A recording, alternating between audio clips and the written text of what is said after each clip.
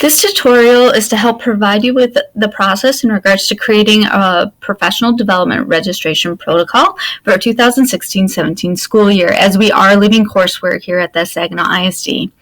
The first tutorial will go over the developing of the registration form for your PD you are wishing to offer. Step 1, click on the word template, and it'll provide you with a link to a template developed for the Saginaw ISD. This is a very basic template that you can use and modify for your specific event. The first thing you're going to want to do is make a copy of this template. You go up to the 3 dots next to your login information, select Make a Copy. You're going to want to name it the title of your event and click OK. You can now begin to modify your form. You're going to want to give your event a title and provide detailed descriptions and a registration deadline for your participants who are interested in registering for your event. You can also go in and change the basic templates field. So for example, if you are not providing sketches and you want this information removed, simply click on it and click the trash button. It will then delete that specific item. Once you have modified all of the informational pieces in regards to the registration template, you're going to want to do a couple of additional steps. The first one would be add-ons. 2 really important add-ons that you need to have to make this work effectively for you is email notifications for forms and form limiter. Email notifications for forms. When you select this, you want to create a new rule.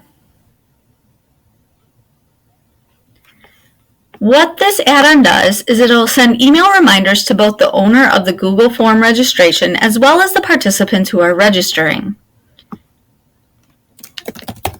I am entering my full name as I want my name to be the one on the email that the participants receive. You can also add in additional emails. So for example, in this specific spot, I'm going to go ahead and add Michelle. As my secretary, she needs to know who is registering for these events. I also want to notify the submitter, the people who are actually registering. When I click on that box, you need to select a specific field from your Google form. That's why it's really important that you have an email address line item in your Google form.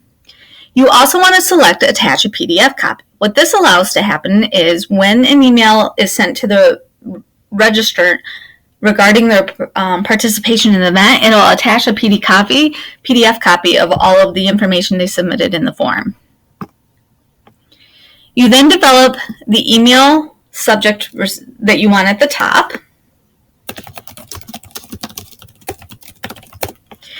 And then in the email body, provide whatever additional information you may wish to tell them. For example, I remind them of the date, the location, the time, any additional items they may need to bring, that type of stuff right in the email. Then you simply click Create Rule. The second add-on that you're going to want to use is Form Limiter. Form Limiter allows you to set a limit in regards to 2 pieces. 1, the date. 2, the number of people who can register. If I want to put the registration deadline in here, I simply click on Select the Date and provide a time.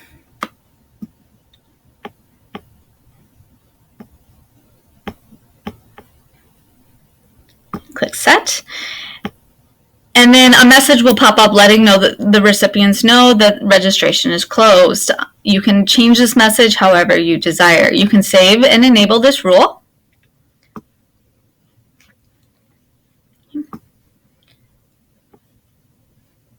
You can also add maximum number. So in this instance, I want to max out my event at, say, 50 people.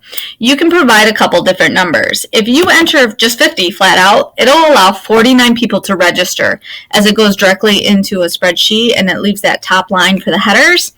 If you want exactly 50 people, simply put 51. You can also modify the message the participants receive as well.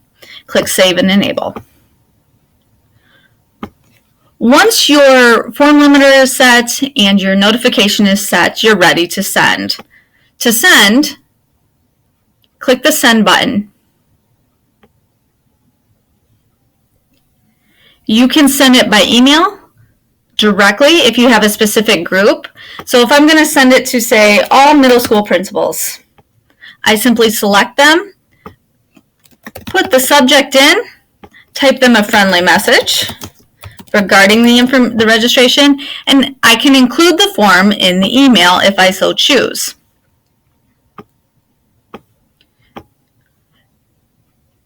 What most of us are most likely going to do, however, is we're going to want a link because we're going to take this link and we're going to embed it in our Lucid Press flyer, which goes on to the section 2 on communication. You can also get an embedded HTML code if you prefer, and you can post on Facebook and you can post on Twitter. Double check your settings as well. Settings have recently changed with Google Form, but I still like to click on these to make sure. Everything is set to default to anyone can access, which is really helpful because in the past it would default back to just the ISD users. So that's now been removed. But just double check your settings, make sure it's exactly what you want it to be in regards to your form.